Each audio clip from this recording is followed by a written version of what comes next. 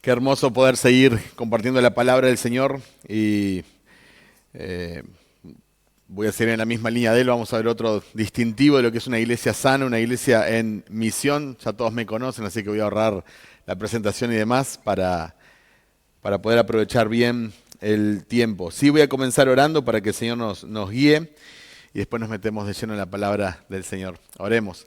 Señor, queremos darte muchas gracias por permitirnos estar acá reunidos. Muchas gracias por lo que acabamos de escuchar. Gracias, Señor, por lo que vamos a escuchar de tu palabra. Y pedimos que tu Espíritu Santo nos guíe y nos pueda llevar a adorarte y a glorificarte como tú mereces ser exaltado y ser adorado. Señor, nos dejamos en tus manos, nos dejamos en tu misericordia. Damos gracias por tu paciencia, tu bondad y tu soberanía, Señor. Como escuchábamos que nos salvó, la salvación te pertenece a ti, Señor. En el nombre de Cristo Jesús. Amén. Una iglesia en misión se centra en el Evangelio y en la obra del Espíritu Santo. Y me gustaría preguntarte, no para que me contestes, pero para que medites, ¿cuál es tu mayor pasión? Y digo mayor porque todos tenemos quizás pasión por diferentes cosas, pero ¿cuál es tu mayor pasión?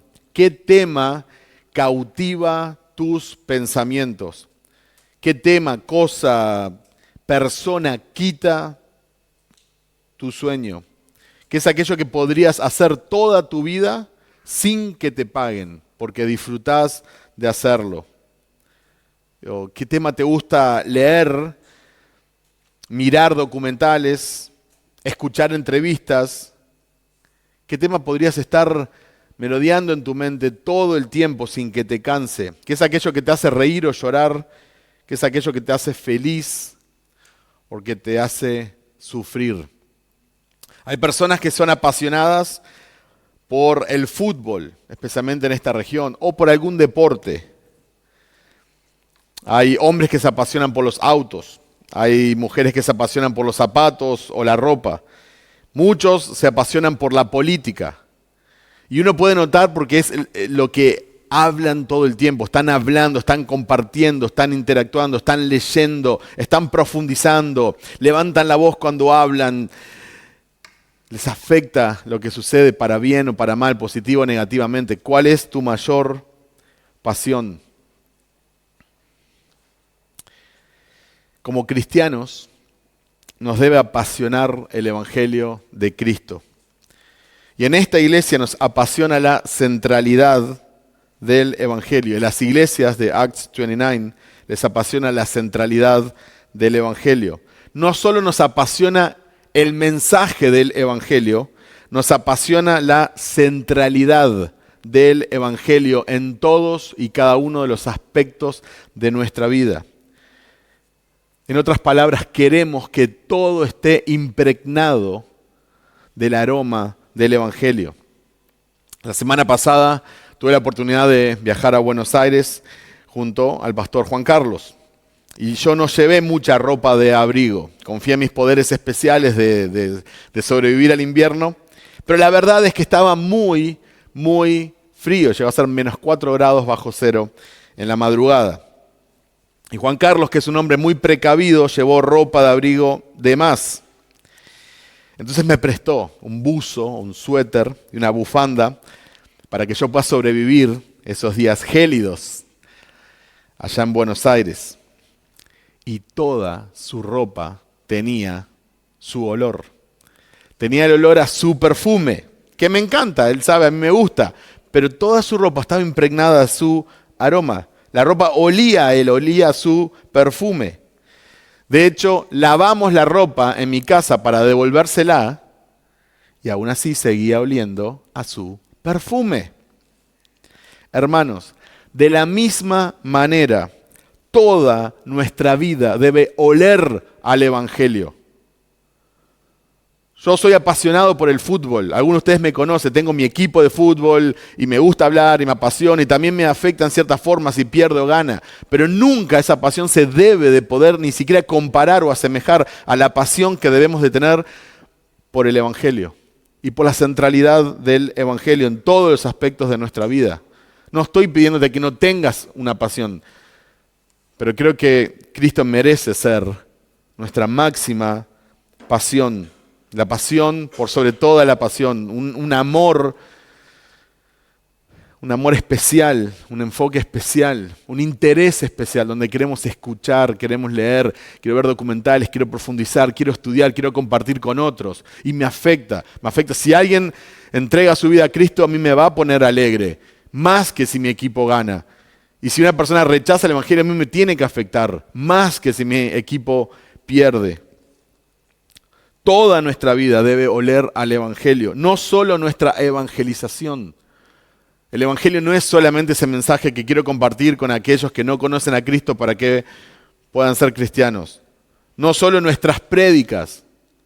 Sabemos que hay personas, lamentablemente, que se suben al púlpito y pueden tener todo un sermón y ni siquiera mencionan a Cristo. No solo nuestras prédicas, no solo los domingos. Toda nuestra vida debe estar impregnada del Evangelio de Cristo. Por eso hablamos de la centralidad del Evangelio.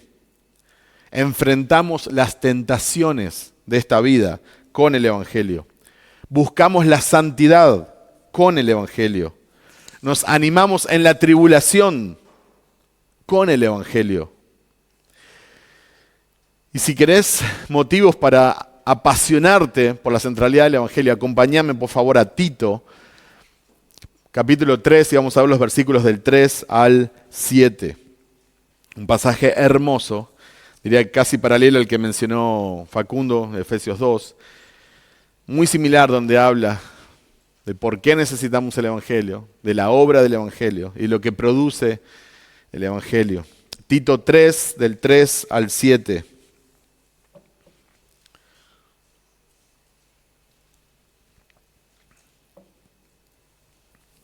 Dice así la palabra del Señor: porque nosotros también en otro tiempo éramos necios, desobedientes, extraviados, esclavos de deleites y placeres diversos, viviendo en malicia y envidia, aborrecibles y odiándonos unos a otros. Pero, qué hermoso, gracias a Dios que hay un pero. Me encanta Efesios 2 también, como mencionó Facundo. Pero Dios, Efesios 2:4. Pero Dios, nosotros estamos muertos en pecados, éramos desobedientes, pero Dios, acá también encontramos, pero cuando se manifestó la bondad de Dios, nuestro Salvador, y su amor hacia la humanidad, Él nos salvó. No por las obras de justicia que nosotros hubiéramos hecho, no, sino conforme a su misericordia, por medio del lavamiento de la regeneración y la renovación por el Espíritu Santo que Él derramó sobre nosotros abundantemente por medio de Jesucristo nuestro Salvador, para que justificados por su gracia fuéramos hechos herederos según la esperanza de la vida eterna. Hermanos, unos pocos versículos de los tantos que hablan del Evangelio y de la obra y de la persona de Jesucristo. Y por eso a nosotros nos apasiona el Evangelio y por eso nos apasiona la centralidad del Evangelio. Y es preocupante si no es nuestra mayor pasión, es realmente preocupante. Si no tenemos pasión, si esto no genera algo en nosotros, realmente tiene que ser preocupante. Porque no hay nada más emocionante, no hay nada más apasionante que el Evangelio de Jesucristo. En este pasaje podemos ver que todos nosotros necesitábamos un Salvador. Y toda persona que está fuera de Cristo necesita un Salvador. Dice que éramos necios y desobedientes. Vivíamos engañados. Y éramos esclavos de toda clase de pasiones y placeres. Nuestra vida estaba llena de maldad y de envidia. Y todavía, como frutilla a la torta, nos odiábamos unos a otros. Estoy simplemente leyendo, con otras palabras, el pasaje. Eso eras vos, eso era yo, eso éramos todos nosotros antes de que Cristo nos salvara. Pero, qué hermoso, pero Dios, nuestro Salvador, dio a conocer su bondad y amor, nos salvó. No por buenas obras que pudiéramos haber hecho. ¿Con qué íbamos a impresionar a Dios? Nos salvó por su misericordia. Nos lavó quitó nuestro pecado y nos hizo nacer de nuevo. Él derramó su Espíritu sobre nosotros en abundancia por medio de Jesucristo nuestro Salvador. Nos dio una vida nueva por medio del Espíritu Santo. Por su gracia nos hizo justos ante sus ojos. Nos dio la seguridad de que vamos a heredar la vida eterna, lo cual es nuestra esperanza. Entonces la pregunta correcta no es, ¿qué te apasiona del Evangelio? ¿Qué te apasiona del Evangelio? No es la pregunta correcta. La pregunta correcta es, ¿cómo no ser apasionados por el Evangelio?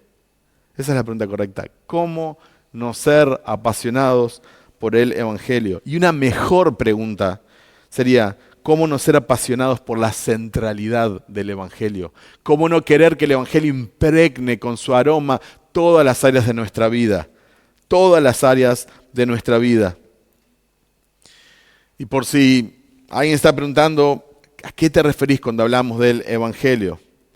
Bueno, en la definición que por ejemplo maneja Acts 29, dice, creemos que el Evangelio es la buena noticia de lo que Dios ha logrado en gracia para los pecadores a través de la vida sin pecado, la muerte en sacrificio y la resurrección corporal de su Hijo, nuestro Salvador, Jesucristo, es decir, nuestro perdón del pecado y completa justificación ante Dios. Este Evangelio es también el fundamento de nuestra confianza en el triunfo final del reino de Dios y la consumación de su propósito para toda la creación en los cielos nuevos y la tierra nueva.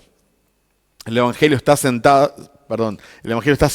en Cristo. Es el fundamento de la vida de la iglesia, de la adoración de la iglesia, del estudio de la iglesia, del mensaje de la iglesia. Es nuestra única esperanza para una vida eterna. Es nuestra única esperanza para la reconciliación para con Dios. La salvación ofrecida en este mensaje se recibe por gracia, por fe, solo a través de Jesucristo. Es para la gloria de Dios. Eso es lo que enseñan las Escrituras. Y obviamente al ser por gracia no requiere ninguna ordenanza, ritual, obra, cualquier otra actividad del hombre para ser salvo. No solo por mencionar las 5 solas de la Reforma. Romanos 5, 1, 2 dice, por tanto, habiendo sido justificados por la fe, tenemos paz para con Dios por medio de nuestro Señor Jesucristo, por medio de quien también hemos obtenido entrada por la fe a esta gracia en la cual estamos firmes y nos gloriamos en la esperanza de la gloria de Dios. Las 5 solas no son un invento de algún teólogo. Somos justificados por medio de la fe.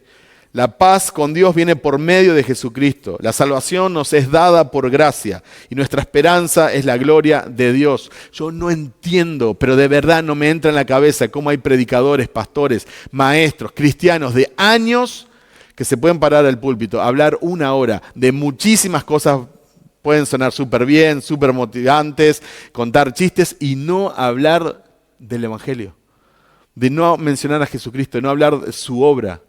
Me pregunto, y tengo todo el derecho a preguntarme, ¿realmente conocen el Evangelio? ¿Realmente fueron salvos de algo? ¿Realmente fueron rescatados? ¿Por qué no hay pasión? ¿Por qué te apasiona hablar más de la prosperidad? ¿Por qué te apasiona hablar más de temas menores, del éxito acá en la tierra? Cuando hay nuevos cielos y nueva tierra.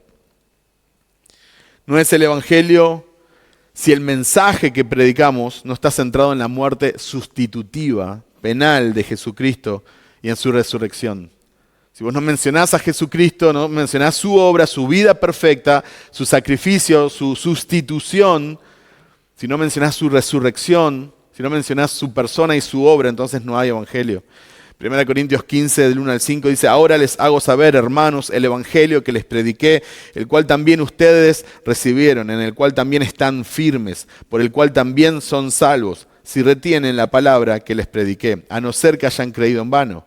Porque yo les entregué en primer lugar lo mismo que recibí, que Cristo murió por nuestros pecados, conforme a las Escrituras, que fue sepultado y que resucitó al tercer día, conforme a las Escrituras, que se apareció a Cefas y después a los 12. Si vos estás hablando solamente del amor de Dios o invitando a la iglesia, ahí no hay evangelio. Es bueno invitar a la gente a la iglesia. Podés hablar del amor de Dios, podés hablar de las bendiciones de Dios, podés hablar del Espíritu Santo, pero si vos no hablás de la persona de Jesucristo y su obra en sustitución por nuestros pecados para satisfacer la ira santa de Dios, no hay evangelio. A nosotros nos apasiona el mensaje, la centralidad. Este evangelio no es solo el medio por el cual las personas son salvas. Eso es algo que también tenemos que recordar y entender. Sino también la verdad y el poder por el cual somos santificados. Es la verdad del evangelio lo que nos permite hacer genuinamente y gozosamente lo que es agradable a Dios. Si vos quitás el evangelio de nuestra vida, no hay motivación real, no hay una meta real, no hay un fundamento real, no hay absolutamente nada. Queda solamente en un moralismo, buscando beneficios inmediatos y temporales. Es el evangelio que nos impulsa, es el evangelio que nos guía, es el evangelio que nos da poder. Es el evangelio que nos permite crecer progresivamente a la imagen de Jesucristo. Tristemente, en la mayoría de las iglesias creen que el evangelio es el mensaje básico, el mensaje primario, es el mensaje por el cual una persona empieza a ir a la iglesia. Ese es el concepto que lamentablemente se tiene. Creen que es un mensaje para los nuevos. Entonces, cuando te invitan a la iglesia, te comparten el evangelio. Pero después no es necesario porque ya estás en la iglesia, ya sos cristiano. Y el evangelio es mucho más que la entrada al cielo, es mucho más que un ticket al cielo. Es mucho más que 4 leyes espirituales. Nosotros estamos convencidos que el evangelio es central y debe impregnar con su aroma toda la vida cristiana. Por eso, una iglesia en misión se centra en el evangelio. En otras palabras, ¿qué significa? ¿De qué hablamos cuando decimos que la iglesia se tiene que centrar en el evangelio y tu vida se tiene que centrar en el evangelio? Pero voy a decir, espero que sea lo más claro posible. Cree en el evangelio, estudia el evangelio, viví el evangelio, medita en el evangelio, orá el evangelio, cantá el evangelio, predicá el evangelio y disfrutá del evangelio. Y cuando lo hacemos todos juntos como iglesia, entonces es una iglesia centrada en el evangelio. ¿Qué cantamos nosotros? Tengo hambre, quiero correr. No, yo. ¿Qué cantamos? No soy yo, sino Cristo en mí. ¿Qué cantamos? La gracia de Dios. ¿Qué cantamos? Por fe. ¿Qué cantamos? Solo Cristo. Cantamos el evangelio. ¿En qué meditamos? ¿En qué predicamos? ¿A qué apunta cada prédica? Podés hablar del tema que vos quieras, pero siempre va a apuntar hacia la cruz de Cristo. Pero también una iglesia en misión se centra en el poder del Espíritu Santo. Leímos Tito 3 del 5 al 6. Si lo tienen podemos ver esos versículos nuevamente. El 5 al 6 dice, Él nos salvó no por las obras de justicia que nosotros hubiéramos hecho, sino conforme a su misericordia, por medio del lavamiento de la regeneración y la renovación por el Espíritu Santo, que Él derramó sobre nosotros abundantemente por medio de Jesucristo, nuestro Salvador. Reconocemos y confiamos en la necesidad de la presencia, y voy a usar una palabra que hoy en día está muy de moda, empoderadora del Espíritu Santo para toda la vida y el ministerio. Sí, hermanos, el Espíritu Santo nos da poder y nos capacita, y confiamos y reconocemos la necesidad que tenemos de su presencia. El Espíritu Santo es completamente Dios, igual al Padre y al Hijo, cuyo ministerio principal es glorificar a Cristo. Él es el que convence a los incrédulos de su necesidad de Cristo. Imparte vida espiritual a través de la regeneración, o como conocemos, nuevo nacimiento. El Espíritu habita permanentemente en cada creyente. No es que alquila por un tiempo y cuando pasa algo que no le gusta se va. Él hace morada en la vida del creyente. Él santifica con gracia y guía con amor. Da poder a todos los que son llevados a la fe en Cristo para que puedan vivir en obediencia a las Escrituras. Y da poder para que testifiquemos a otros el Evangelio que es central para nosotros y que tanto nos apasiona. nos da poder. Hechos 1:8 dice, pero recibirán poder cuando el Espíritu Santo venga sobre ustedes y serán mis testigos en Jerusalén, en toda Judea y Samaria y hasta los confines de la tierra. El Espíritu Santo es una persona. Tiene personalidad, intelecto y emociones. En la Biblia podemos ver que el Espíritu Santo habla, enseña, testifica, escudriña, tiene voluntad, se entristece. Sujel Michelén dice, el Espíritu Santo no es una sustancia o una influencia, no se trata de un gas o un líquido o un poder, sino de una persona, la tercera persona de la Trinidad que viene a morar en la vida de todo creyente desde el instante mismo de la conversión. ¿Qué hace el Espíritu Santo en la vida del creyente? Bueno, regenera el corazón y la mente, convence de pecado y nos ilumina, nos bautiza, nos sella, nos guía.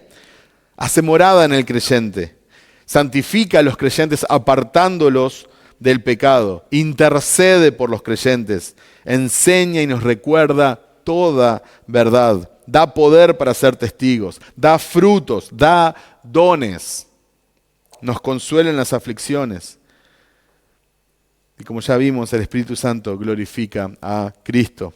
J.I. Packer dijo, el mensaje del Espíritu para nosotros nunca es, mírame, escúchame, ven a mí, conóceme, pero siempre el mensaje del Espíritu Santo es, míralo, ve su gloria, escúchenlo y oigan su palabra. Id a Él y tened vida, conózcanlo y prueben su don de gozo y paz.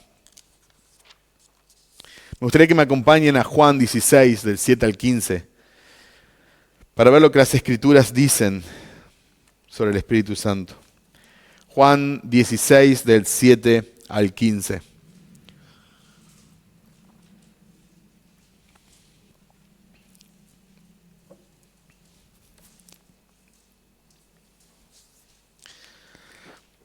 Juan 16, del 7 al 15, dice, pero yo les digo la verdad, les conviene que yo me vaya, porque si no me voy el Consolador no vendrá a ustedes, pero si me voy, se lo enviaré.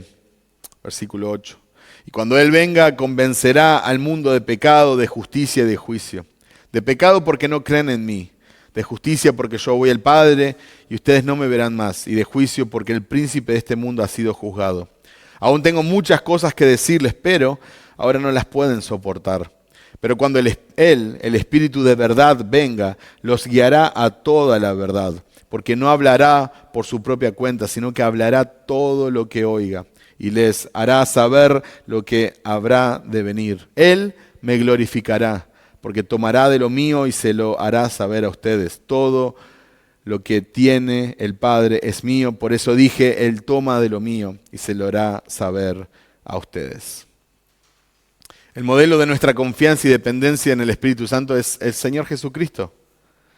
Él fue lleno del Espíritu y Él dependió por completo de su poder. El Espíritu Santo que habitó en Cristo y le dio poder es el mismo Espíritu Santo que ahora mora en nosotros. Dios nos manda en su palabra ser llenos del Espíritu Santo. Efesios 5:18 dice, y no se embriaguen con vino, en lo cual hay disolución, sino sean llenos del Espíritu. ¿Y qué significa ser llenos del Espíritu? La expresión ser lleno señala la condición de alguien que está siendo controlado por algo. En la Biblia encontramos también esta misma palabra en expresiones como se llenó de miedo. Se dejaron controlar por el miedo. Ser llenos del Espíritu Santo es ser controlado por el Espíritu que mora en nosotros. Y podemos notar el contraste entre embriagarse, emborracharse y ser llenos del Espíritu. Cuando una persona se emborracha, es que ha tomado mucho alcohol y esta influencia del alcohol lo está dominando. Está bajo el efecto de la bebida. Se dice, ¿no? Está bajo la influencia del alcohol. Y Pablo nos dice que no debemos dejar que eso ocurra con el alcohol, pero que debemos permitir que el Espíritu Santo sea el que nos llene, el que nos controle. Tenemos que dejar controlar por el Espíritu. No debemos permitir que el alcohol nos influencie y tome decisiones por nosotros. Debemos permitir que el Espíritu Santo nos influencie y tome decisiones por nosotros. ¿Y cómo podemos ser controlados completamente por la influencia del Espíritu Santo? ¿Cómo se embriaga una persona con vino? Por lo general tiene que beber mucho. La gente se emborracha porque tiene una dependencia con el alcohol.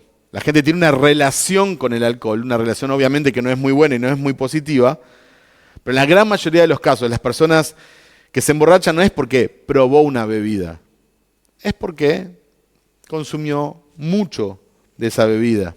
Como somos llenos del Espíritu Santo, pasando tiempo con el Señor, fomentando esa relación personal con Él, siendo dependientes de su Espíritu, haciendo lo que a Él le agrada y negándonos aquello que lo entristece. Podemos ver un pasaje paralelo. Tenemos Efesios 5, 18 al 20, que dice: y no se embriaguen con vino, en lo cual hay disolución, sino sean llenos del Espíritu. Hablen entre ustedes con salmos, himnos y cantos espirituales, cantando y alabando con su corazón al Señor. Den siempre gracias por todo en el nombre de nuestro Señor Jesucristo, a Dios el Padre. Ahora me pueden acompañar a Colosenses 3, 16 al 17. Y vamos a ver la similitud. Colosenses 3, 16 al 17. Que la palabra de Cristo habite en abundancia en ustedes, con toda sabiduría, enseñándose y amonestándose unos a otros con salmos, himnos y canciones espirituales, cantando a Dios con acción de gracias en sus corazones. Y todo lo que hagan, de palabra o de hecho, háganlo todo en el nombre del Señor Jesús, dando gracias por medio de Él a Dios el Padre. Fíjense que en Efesios 5, ser llenos del Espíritu Santo produce hablar con salmos, himnos y cánticos espirituales. Cantar y alabar con el corazón y dar gracias a Dios siempre por todo en el nombre de Jesús. En Colosenses 3, ser llenos de la palabra de Cristo produce, dice que en sabiduría, enseñar, amonestar con salmos, himnos, canciones espirituales, cantando con acción de gracias de corazón y hacerlo todo para su gloria, dándole gracias. Hermanos, en otras palabras, ser llenos, controlados por el Espíritu Santo, es ser lleno de las Escrituras. Es ser controlado por las Escrituras, es estar sometido a las Escrituras, porque el Espíritu de Cristo fue quien inspiró la palabra de Cristo. No podemos ser llenos del Espíritu Santo si no estudiamos las Escrituras. Una iglesia no puede ser guiada por el Espíritu Santo si no está centrada en la palabra y en el Evangelio del cual acabamos de hablar. Un predicador no está lleno del Espíritu Santo si lo que está predicando no es bíblico. Hay gente que puede leer la Biblia y no ser llena del Espíritu Santo, porque quizás ni tiene al Espíritu Santo. Pero no se puede ser lleno del Espíritu Santo sin las Escrituras.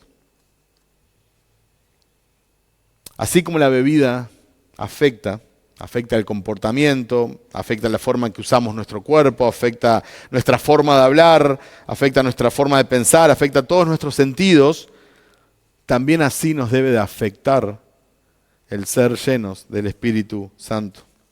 En resumen, si querés ser lleno del Espíritu Santo, asegúrate de estar creyendo el Evangelio bíblico. Lee y estudia las Escrituras diariamente. Separa tiempo diariamente para orar al Señor. No solamente para dar gracias por los alimentos, pero para orar al Señor y poder derramar tu corazón en Él. Ser saturado por su palabra. Compartí el Evangelio bíblico con otras personas. Cuando escuchás música cristiana, que sea rica en teología, que sea profunda, para que desafíe también tu mente y tu entendimiento. Juntate con amistades cristianas que te hagan sentir tibio en tu caminar con el Señor. No por la actitud que tienen, sino porque vos podés ver a Cristo en ellos. Separate de todo aquello que te haga pecar y alejate de toda persona que te anime a pecar y que no te anime activamente a buscar la santidad. Porque una iglesia en misión se centra en el Evangelio de Cristo y en la obra del Espíritu Santo. Y eso queremos ser vos y yo. Amén. Oremos. Señor, queremos darte muchas gracias por permitirnos acercarnos a tu palabra. Gracias por estos dos mensajes que pudimos escuchar, Señor. Y pedimos que tú sigas obrando en nuestros corazones. Dejamos este tiempo en tus manos en el nombre de Jesús. Amén. Amén.